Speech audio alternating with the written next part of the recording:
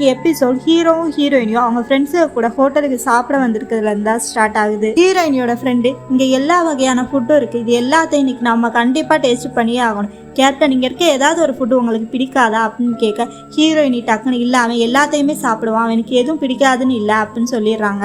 எல்லாருமே அப்ப டக்குன்னு திரும்பி ஹீரோயினியை பாக்குறாங்க. தென் ஹீரோயினியோட ஃப்ரெண்டு ஹீரோ கிட்ட ஹீரோயினியை உங்களுக்கு எப்படி தெரியும், நீங்க 2 பேரும் நெய்பர்ஸா இல்ல கிளாஸ்மேட்ஸா அப்படின்னு கேட்குறாங்க. அதுக்கு ஹீரோ நாங்க 2 பேருமே கிளாஸ்மேட்ஸ், ஆனா நாங்க அவ்வளோக்கா பேசிக்கிட்டது இல்லை அப்படின்னு சொல்லிடுறாரு. இதெல்லாம் கேட்கும் போது ஹீரோயினுக்கு கஷ்டமா தான் இருக்கு.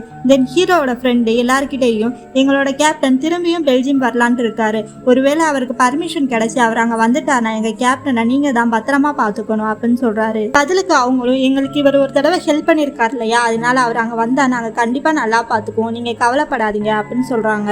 எல்லாரும் சாப்பிட்டு முடிச்சுட்டு கிளம்பும் போது அவங்களோட காரை ரொம்ப தூரம் தள்ளி பார்க் பண்ணிருக்காங்கன்னு ஹீரோவுக்கு தெரியுது.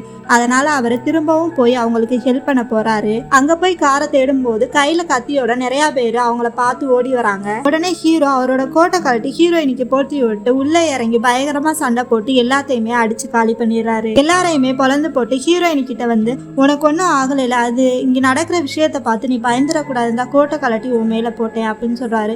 ஹீரோயினையும் சரின்னு சொல்லிட்டு கோட்டை கலட்டி அவர்கிட்டயே கொடுத்துறாங்க. எப்பயும் போல போலீஸ் அந்த இடத்துக்கு வந்துட்டு ஹீரோவை பார்த்து கேப்டன் லூ மறுபடியும் நீங்களா, உங்களுக்கு ரொம்ப தேங்க்ஸ், ரொம்ப நாளா இந்த காரெல்லாம் கடத்திட்டு இருந்த கும்பல் இவங்க தான், இவங்களை நீங்களே பிடிச்சு கொடுத்துட்டீங்க அப்படின்னு சொல்லி ஹீரோ கிட்ட சொல்லிட்டு அந்த இடத்த விட்டு அவங்கள கூட்டிட்டு போயிடுறாங்க. தென் ஹீரோ நீங்க யாரும் தனியா போவேனா, நானே உங்களை கூட்டிட்டு போய் டிராப் பண்றேன் அப்படின்னு சொல்லிட்டு காரை எடுக்க போறாரு.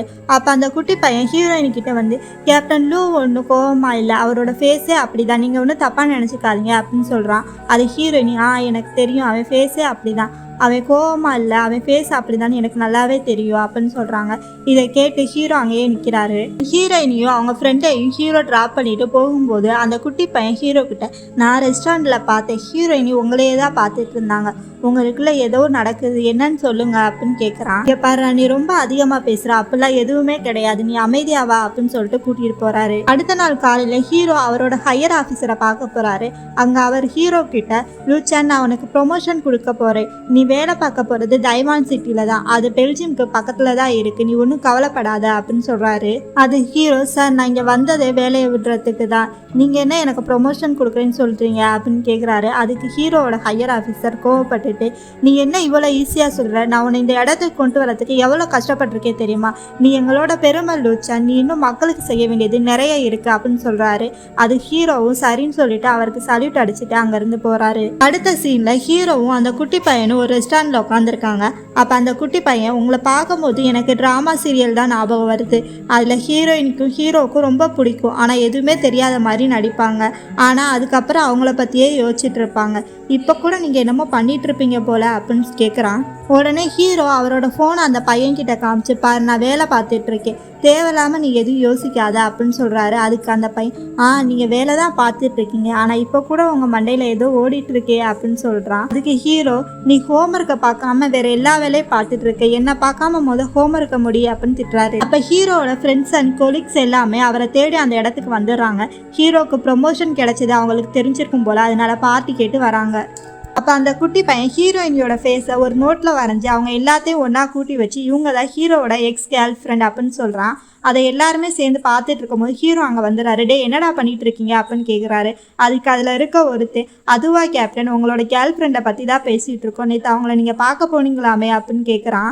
ஹீரோ அவங்கள பார்த்து கத்துறாரு, அங்கே எவ்வளோ வேலை கிடக்குது, நீங்கள் வெட்டி அங்கே உட்காந்து பேசிகிட்டு இருக்கீங்களாடா அப்படின்னு கத்தவும் எல்லாருமே கிளம்பி அவங்களோட வேலையை பார்க்க ஆரம்பிச்சிடறாங்க. நேராக போய் அந்த குட்டி பையன்கிட்ட தான் உட்காராரு. எனக்கு தெரியும்டா இங்கே நடந்த எல்லா வேலையுமே நீ பார்த்தது தான் அப்படின்னு அவனை பார்க்குறாரு. அவனும் சிரிச்சுக்கிட்டே அந்த இடத்த விட்டு ஓடி போயிடுறான். ஹீரோயினியோட ஃப்ரெண்டும் சாப்பிட்றதுக்கு மீட் வாங்குறதுக்காக மார்க்கெட்டுக்கு வந்திருக்காங்க. அப்போ ஹீரோயினியோட ஃப்ரெண்டுக்கு ஹீரோ கிட்ட இருந்து மெசேஜ் வருது, எனக்கு ப்ரொமோஷன் கிடச்சிருக்கு, அதனால நான் இன்னைக்கு உங்களுக்கு ட்ரீட் தரேன், நீங்கள் உங்கள் ஃப்ரெண்டை கூட்டிகிட்டு வந்துடுங்க அப்படின்னு சொல்லியிருக்காரு. இதை பார்க்குற ஹீரோயினியோட ஃப்ரெண்டு ஹீரோயினி கிட்ட நம்மளை ஹீரோ டின்னர் கூப்பிட்டுருக்காரு, நம்ம போகலாமா அப்படின்னு கேட்குறாங்க. அதுக்கு ஹீரோயினி அதை நம்பாமல் உன்னை கூப்பிட்டா நீ வேணா போ, நான்லாம் வரல அப்படின்னு சொல்கிறாங்க. அப்போ ஹீரோயினிக்கு ஹீரோவோட ஃப்ரெண்ட்ஸு கிட்ட இருந்து அந்த குட்டி பையன்கிட்ட இருந்து ஃபோன் வருது. அவங்க ஹீரோ ரொம்ப குடிச்சிட்டு மட்டையாயிட்டாரு, அதனால் அவர் ஃபர்ஸ்ட் லவ்வை பற்றி அவர் உளறிக்கிட்டே இருக்காரு அப்படின்னு சொல்கிறாங்க. இதை கேட்குற ஹீரோயினிக்கு பதட்டமாகுது. இருந்தாலும் அவங்க நான் வர முடியாது அப்படின்னு சொல்கிறாங்க. அதனால் அந்த பையன் நீங்கள் வேணால் அவர் பேசுகிறத கேளுங்களே அப்படின்னு சொல்கிறாங்க. அதை கேட்டு ஹீரோயினி சரி நான் வரேன் அப்படின்னு சொல்லிட்டு போகிறாங்க. கட் பண்ணால் அடுத்த சீனில் ஹீரோயினி ஹீரோ இருக்க இடத்த தேடி போயிடுறாங்க. அங்கே போய் பார்த்தா ஹீரோ ஒரு இடத்துல அமைதியாக உட்காந்துருக்காரு. ஹீரோயினி பக்கத்தில் போனதுக்கப்புறம் தான் ஹீரோ ஹீரோயினியவே பார்க்குறாரு. அவங்கள பார்த்த உடனே நீ இங்கே என்ன பண்ணுற அப்படின்னு தான் கேட்குறாரு. அது ஹீரோயினி நீ ஃபோன் பண்ணனால தான் நானே இங்கே வந்தேன், இல்லாட்டினா நான் எதுக்கு இங்கே வரப்போகிறேன் அப்படின்னு சொல்கிறாங்க. நான் கூப்பிட்டேனா அப்படின்னு ஹீரோ முழிச்சுக்கிட்டு அங்கே இருக்க ஒரு பையனை கூப்பிட்டு இங்கே என்ன நடக்குது அப்படின்னு கேட்குறாரு. அதுக்கு அந்த பையன் இங்கே நடந்த எல்லாமே என்னோட தப்பு தான், ஆக்சுவலாக நான் ஹீரோ மாதிரியே மெமிக்ரி பண்ணுவேன், நான் ஒரு விளையாட்டுக்கு தான் உங்களுக்கு ஃபோன் போட்டு அப்படி பேசினேன், சாரி அப்படின்னு சொல்லிட்டு போயிடுறாரு. அவர் போனதுக்கப்புறம் ஹீரோ ஹீரோயினியை கூப்பிட்டு உட்கார சொல்கிறாரு. ஆனால் ஹீரோயினுக்கு இதெல்லாம் கேட்டு ரொம்பவே கஷ்டமாக இருக்குது. அவங்க ஹீரோ கிட்ட இங்கே பாரு அந்த குட்டி பையன் தான் எனக்கு ஃபோன் போட்டு நீ குடிச்சிட்டு மட்டையாயிட்டதா சொன்னான், அப்புறம் உன்னோட ஃபர்ஸ்ட் லவ்வை பற்றி நீ உளறிட்டு இருக்கதா சொன்னான், பேக்ரவுண்ட்லேயும் எனக்கு நீ முணங்குற மாதிரி தான் சவுண்டு கேட்டுச்சு, அதனால தான் நீ எங்கே எல்லாருக்கிட்டையும் எல்லாத்தையும் சொல்லிடுவியோ அப்படின்னு நான் பயந்து போய் இங்கே வந்தேன். தென் நாளைக்கு காலையிலேயே நான் ஊருக்கு கிளம்ப போகிறேன், எனக்கு இப்போ இங்கேருந்து உடனே போய் ஆகணும் அப்படின்னு சொல்லிட்டு நிற்காம அங்கேருந்து போயிடுறாங்க. தென் காரில் ஹீரோயினியோட ஃப்ரெண்டு கிளம்பலான் இருக்கும்போது ஹீரோயினியோட ஃப்ரெண்டு அவங்க கிட்ட சொல்கிறாங்க, நீ கேப்டன் டூவை தப்பாக நினச்சிட்ட, இப்போ தான் அவரோட ஃப்ரெண்டு என்கிட்ட பேசினாங்க, ஒரு வாரத்துக்கு முன்னாடி ஹீரோட டீமில் இருந்த ஒருத்தர் அவரோட கண்ணு முன்னாடியே இறந்து போயிட்டாங்களாமா, அவர் ஆக்சிடெண்ட்டாக தான் இறந்தாரு, ஆனால் இவர் அவரையே ப்ளேம் பண்ணிக்கிட்டு இந்த வேலையே வேணாம் அப்படின்னு சொல்லிட்டு ரிசைன் பண்ண போயிருக்காரு, ஆனால் அவரோட ஹையர் ஆஃபீஸர் அதுக்கு ஒத்துக்கலையாமா. இந்த பக்கம் ஹீரோ கிட்ட அவரோட ஃப்ரெண்டு உங்களுக்கு என்னதான் ஆச்சு ஆஃபீஸர், நீங்கள் அவங்க கிட்ட அதை பற்றி பேசுனீங்களா இல்லையாமா அப்படின்னு கேட்டோன்னே தான் ஹீரோக்கு அது ஞாபகம் வந்து ஹீரோயினியை பார்க்க வேகமாக வெளியே ஓடி வராரு. ஹீரோ ஹீரோயினி கிட்ட வந்துட்டு எனக்கு நீங்கள் ஒரு ஹெல்ப் பண்ண முடியுமா அப்படின்னு கேட்குறாரு. ஆனால் ஹீரோயினி எதுவுமே பேச மாட்டாங்க. அதனால் ஹீரோயினியோட ஃப்ரெண்டு கிட்ட என்னோட ஃப்ரெண்டும் அவனோட பையனும் பெல்ஜியம் தான் ட்ரான்ஸ்ஃபர் பண்ணி வராங்க, அங்கே அவனுக்கு ஒரு நல்ல ஸ்கூல் பார்க்கணும், நீங்கள் அங்கே தானே இருக்கீங்க, உங்களால் பார்த்து சொல்ல முடியுமா அப்படின்னு கேட்குறாரு. அதுக்கு அவங்க நம்ம வேணால் உள்ளே போய் பேசலாமே அப்படின்னு கேட்குறாங்க. ஆனால் ஹீரோயினி அந்த இடத்த விட்டு இறங்க மாட்டுறாங்க.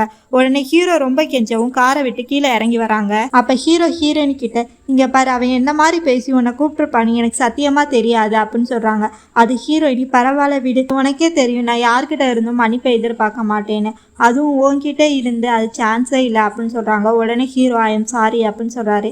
இதை கேட்குற ஹீரோயினிக்கு உள்ளுக்குள்ளே சந்தோஷமாகவே இருந்தாலும் வெளியே அமைதியாகவே காட்டிக்கிட்டு உள்ளே போயிடுறாங்க. ஹீரோட ஃப்ரெண்டு ஹீரோயினி கிட்ட சொல்கிறாங்க, என் பையன் சின்ன வயசாக இருக்கும்போது நானும் என் ஒய்ஃபும் டிவோர்ஸ் பண்ணிக்கிட்டோம், அப்போலேருந்தே அவன் என் கூட தான் இருக்கான், இப்போ வேற பெல்ஜியம் ட்ரான்ஸ்ஃபர் பண்ணுறனால அவனை எங்கே சேர்க்குறதுன்னு எனக்கு ஒரே குழப்பமாக இருக்குது, நீங்கள் அங்கே தானே இருக்கீங்க, அவனுக்கு ஒரு நல்ல ஸ்கூலை சொல்ல முடியுமா அப்படின்னு கேட்குறாங்க. அது ஹீரோயினி ஆக்சுவலாக இதில் நிறைய ப்ராப்ளம் இருக்குது, நீங்கள் பெல்ஜியமில் முதல்ல குடியிருப்பு சான்றிதழ் வந்து வாங்கணும், அப்போ தான் அவனை பப்ளிக் ஸ்கூலில் சேர்க்க முடியும், வேணா ஒன்று பண்ணலாம், ஃபஸ்ட்டு நீங்கள் அவனை வந்து ப்ரைவேட் ஸ்கூலில் சேருங்க, அப்புறம் அந்த சான்றிதழ் வாங்கினதுக்கப்புறம் அவனை பப்ளிக் ஸ்கூலில் மாற்றிடலாம் அப்படின்னு ஐடியா கொடுக்குறாங்க. இதுக்கு எல்லாருமே ஓகே சொல்கிறாங்க. அப்புறம் அவரும் போனதுக்கப்புறமும் ஹீரோவும் ஹீரோயினி மட்டும்தான் இருந்து பேசிக்கிறாங்க. பெருசாக ஒன்றும் பேசல, தண்ணி வேணுமா டீ வேணுமா அப்படின்னு தான் பேசிக்கிறாங்க. அப்போ ஒரு வெயிட்டர் வந்து அங்கே ஒரு கேண்டிலை வைக்கிறாரு. அதை பார்த்த உடனே ஹீரோயினுக்கு பயங்கரமாக சிரிப்பு வந்துடுது. இவங்க எல்லாருமே பேசிட்டு போனதுக்கு அப்புறம் ஹீரோ அங்கே சோகமாக தனியாக உட்காந்துருக்காரு. அப்போ அவரோட ஃப்ரெண்டு வந்து அவர்கிட்ட பேசுகிறாரு, நான் இங்கே வந்து பல வருஷம் ஆச்சு, ஏகப்பட்ட ட்ரைனிங்ஸு, பழக்கம் இல்லாத நிறைய ஃபுட்ஸு, இதெல்லாம் நான் பழகிக்கிட்டே இருந்தாலும் டெய்லியும் நைட்டு நான் ட்ரிங்க் பண்ணுவேன், எல்லாருமே மறக்கிறதுக்காக ட்ரிங்க் பண்ணுவாங்க, ஆனால் நான் மட்டும் அவளை நினைக்கிறதுக்காகவே ட்ரிங்க் பண்ணுவேன் அப்படின்னு அவர் சொல்லிட்டு இருக்கும் போதே அவரோட ஹையர் ஆஃபீஸர் அங்கே வராரு. அப்போ அவர் ஹீரோ கிட்ட நீங்கள் முன்னாடியே இங்கே வரதா சொல்லியிருந்தா நான் என் ஒய்ஃபு கிட்ட சொல்லி நிறைய ஃபுட் செய்ய சொல்லியிருப்பேன், நீங்களும் ஃப்ரீயாக சாப்பிட்டு போயிருந்துருக்கலாம், ஆக்சுவலாக இது அவரோட ஒய்ஃபோட ஹோட்டல் போல் அதனால அப்படி சொல்கிறாரு. அப்போ அவரோட ஒய்ஃப் அங்கே வந்து நீங்கள் என்ன நினச்சிட்டு இருக்கீங்க, நீங்கள் சொன்னாதான் நான் செய்வேனா என்ன, நான் முன்னாடியே எல்லாமே செஞ்சுட்டேன், வாங்க எல்லாரும் சாப்பிடலாம் அப்படின்னு சொல்லிட்டு போகிறாங்க. தென் அவர் கேட்குறாரு, நீங்கள் பெல்ஜியம் போனதுக்கப்புறம் பையனோட படிப்புக்கு என்ன பண்ண போகிறீங்க அப்படின்னு கேட்குறாரு. அதுக்கு அவர் எல்லாமே ஆல்மோஸ்ட் ரெடி பண்ணியாச்சு, எங்களுக்கு அங்கே ஹெல்ப் பண்ண போகிறது ஹீரோவோட எக்ஸு அப்படின்னு சொல்கிறாரு.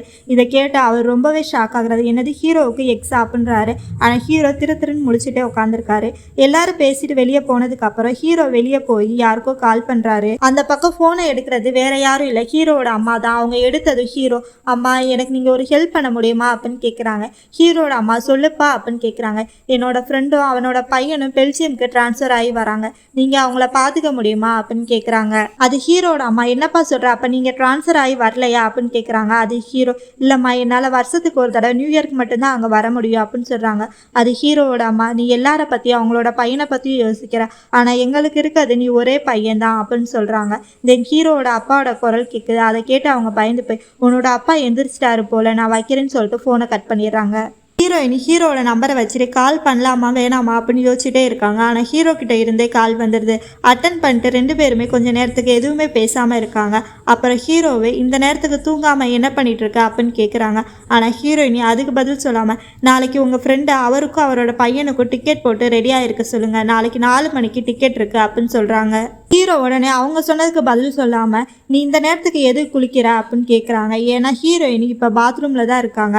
அவங்க அங்கே தண்ணியை திறந்து விட்டுருப்பாங்க போல். அந்த சவுண்டு கேட்டு தான் அவர் கேட்குறாரு. உடனே ஹீரோயினி, இல்லை நான் குளிக்கலை, நான் ஃபேஸ் வாஷ் பண்ணலான்னு வந்தேன் அப்படின்னு சொல்கிறாங்க. ஹீரோ சரி பாயின்னு சொல்லிட்டு கட் பண்ணிடுறாரு. தென் ஹீரோ அவரோட ஃப்ரெண்டுக்கிட்ட, நாளைக்கு உன்னையும் உன்னோட பையனையும் ஹீரோயினி ரெடியாக இருக்க சொன்னாங்க, அவங்களோடைய 4 மணிக்கு உங்களையும் சேர்த்து கூட்டிகிட்டு போகிறாங்க போல் அப்படின்னு சொல்கிறாங்க.